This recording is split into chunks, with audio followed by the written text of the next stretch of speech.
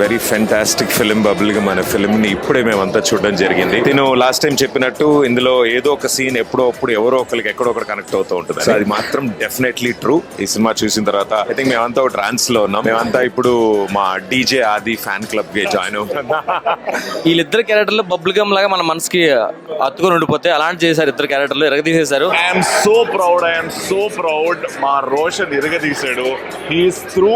And ఇప్పటి నుంచి పెద్ద పెద్ద సినిమాలు, చిన్న సినిమా చేసిన పెద్ద హిట్ కొట్టే దమ్ము సాధించాడు మా రోషన్. మా యూత్ కి సంబంధించిన సినిమా, బట్ ఫ్యామిలీస్ కూడా బాగా ఎంటర్టైన్ అవుతున్నారు. ఫ్యామిలీస్ కూడా బాగా కనెక్ట్ అవుతారు ఈ సినిమాకి.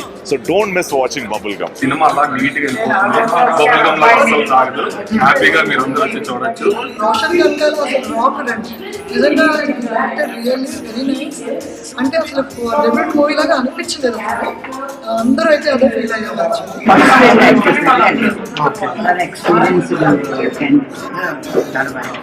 మూవీ అదిరిపోయింది. I think it's a very new age movie where very motivating, good message for the young. అంటే లవ్ ఒకటే కాదు, concentrate on yourself, love yourself. ఆ కాన్సెప్ట్ రోషన్ కిల్డ్ ఇట్.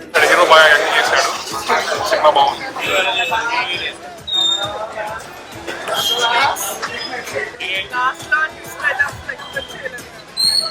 చాలా బాగుంది. చాలా బాగుంది. 20 to 30 మధ్యలో ఉండే వాళ్ళకి అయితే పిచ్చి పిచ్చి ఎక్కేస్తుంది. చాలా బాగుంది.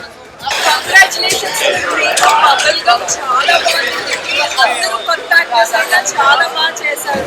హీరో రోషన్ డెబ్యూ మూవీలో అసలు చేయలేదు. బాగా ఎక్స్పీరియన్స్ ఉన్నట్టు చేశాడు. కూల్కి వెళ్ళిపోయింది. నీట్ కలర్ చేసే మూవీ ఇది.